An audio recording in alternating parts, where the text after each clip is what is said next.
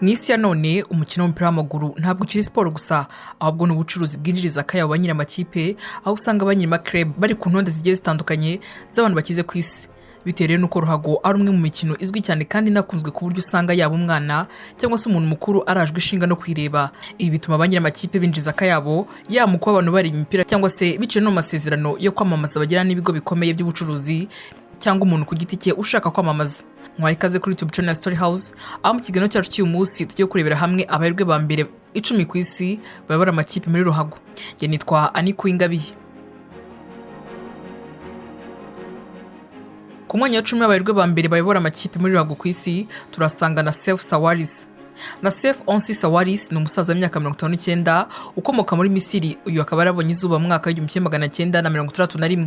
Uyu mugabo numpereza umuryango wa Onsi Sawaris, umugwiza mutungo w'umunyamisiri wari ufite umutungo wabarirwaga mu kayabo k'amamiliyoni z'amadolari. Na Seif Onsi Sawaris wize amashuri yisumbuye mu bigo bikomeye ndetse nyuma akaza no kwiga muri kaminuza University of Chicago. Ni umuyobozi cyangwa se CEO w'ikigo cy'ubwubatsi cyo mu Misiri kizwi nka Orascom Construction Industries. Uyu mugabo kandi yashakanye na Sharon Sawaris, bafitanye abana 4. Ni umuherwe akaba na executive chairman wa Aston Villa mu Bwongereza. Umutungo w'uyu mugabo ukaba barirwa muri biliyoni 6 ndetse na miliyoni 400 z'amadolari. Ku mwanya wa 9 w'abaherwe ba mbere 10 bayobora amakipe muri Ruhago turasanga Guo Guangchang. Uyu mugabo ni umushinwa w'imyaka 53 kuko yavutse muri Gashyantare mu 1937 maze avukira mu mujyi wa Dongyang ho mu ntara ya Zhejiang ni mu gihugu cy'Ubushinwa. Guo Guangchang yize muri kaminuza ikomeye mu bijyanye n'ubushakashatsi iri mu mujyi wa Shanghai, ni kaminuza yitwa Fudan University. Uyu mugabo kandi ni umuyobozi akaba na nyiri gushinga Fosun International Limited, ikigo gikomeye cy'ishoramari mu Bushinwa. Guangchang wize filozofiya ni umugabo wa Wang Jinyuan, babyaranye abana 3. Uyu mugabo afite umutungo warirwa muri biliyoni 6 ndetse na miliyoni 700 z'amadolari. Zhang Jingdong nawe w'umushinwa niwe dusanga ku mwanya 8 w'urutonde rwacu. Uyu mugabo w'imyaka 57 y'amavuko, dore ko yavutse muri Werurwe mu 1966, yavukiye Taichung ni mu ntara ya kure yuje imisozi ya Anhui. Zhang Jingdong ni rwiyemezamirimo w'umunyapolitiki, akaba ari we munyamigabane wo hejuru muri Interdemira. Uyu nguyu uretse kuba rero ari nyiri ibigo bikomeye nka Sun Holdings Group ndetse na Sun Real Estate, afite umwana w'imyaka 28 witwa Steven Zhang. Yagize umuyobozi cyangwa se chairman wa Interdemira kwa 26 Ukuboza 2018. Uyu Zhang Jingdong umutungo ubarirwa muri biliyoni 7 ndetse na miliyoni 600 z'amadolari.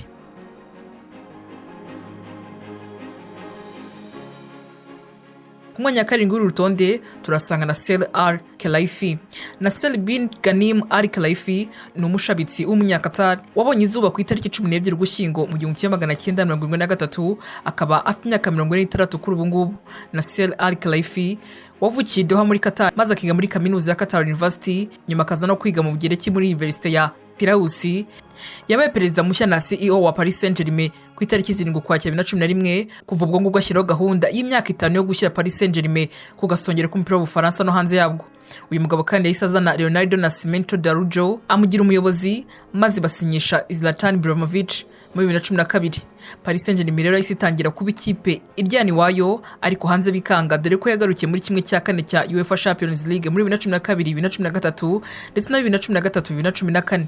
Nasser Al Khelaifi wagizwe ministre muri guverinoma ya Qatar na Emir of Qatar Sheikh Tamim mu Gushyingo 2013 ntacyo bagendeyeho. Ni umugabo ana 4 akaba na perezida cyangwa se chief executive officer wa Paris Saint-Germain ufite akayabo ka biliyoni 8 z'amadolari. Ku mwanya wa 6 w'urutonde rwacu turasanga Stan Kroenke. Enos Stanley Kroenke uzwi cyane nka Stan Kroenke ni umumiliyarderi w'umunyamerika w'imyaka 73 wavutse tariki 29 Nyakanga mu 1947, akavukira mu mujyi wa Colombia ni mu gihugu cya Leta Zunze Ubumwe za Amerika. Stan Kroenke wize amashuri yisumbuye kuri Core Camp Missouri High School, nyuma agakomereza muri kaminuza ya Missouri. Ni umuyobozi cyangwa se chairman ndetse na CEO mu kigo cya siporo n'imyidagaduro cyitwa Kroenke Sports Entertainment. Uyu muherwe kandi kuva ku itariki 10/11 niwe ufite imigabane myinshi muri Arsenal irenga 32%, akaba n'umuyobozi wa Colorado Rapids, ikipe muri shampiyona y'icyiciro cya mbere muri Leta Zunze Ubumwe za Amerika. Umutungo wa Stan Kroenke ukaba barirwa muri biliyoni 8 ndetse na miliyoni 700 z'amadolari. Naho ku mwanya wa 5 w'abaherwe ba mbere 10 bayobora amakipe ku isi turasanga Philippe Anschutz.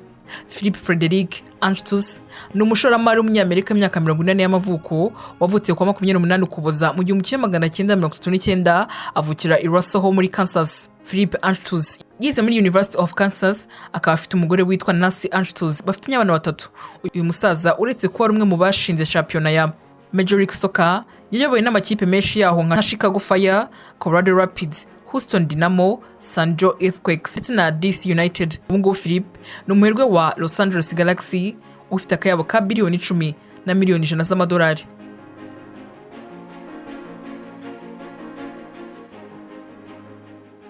Ku mwanya wa 4 w'urutonde rw'abaherwe ba mbere 10 bayobora amakipe muri ruhago ku isi turasanga Roman Abramovich.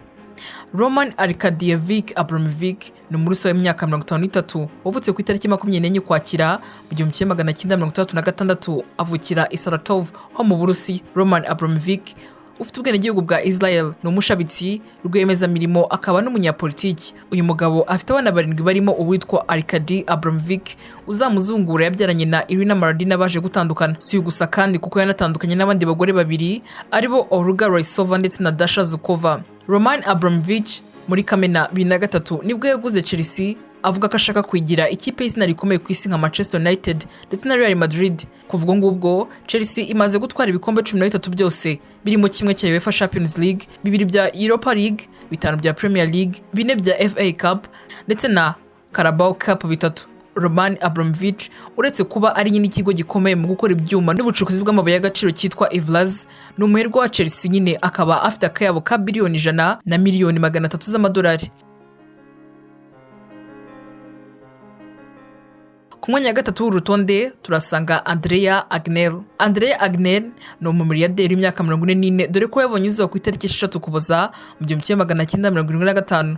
Uyu mugabo yavukiye i Tulle ho mu gihugu cy'Ubutaliyani, akaba umwana wo mu muryango wa Agnelli, umuryango uzwiho kugira ubutunzi buva mu nganda zitandukanye barazwe na Giovanni Agnelli, umwe mu bashinze uruganda rw'imodoka rukomeye mu Butaliyani rwa Fiat.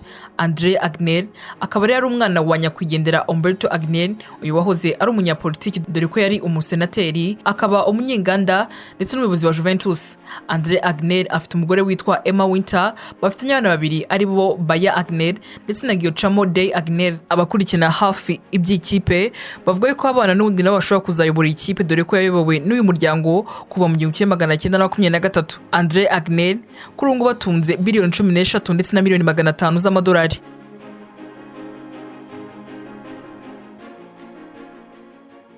Ku mwanya wa 2 w'urutonde turasanga Dietrich Mateschitz. Uyu mugabo akaba ari umushoramari w'umumiliyarderi w'umunya Autriche ariko ukomoka ku babyeyi b'abanya Croatia.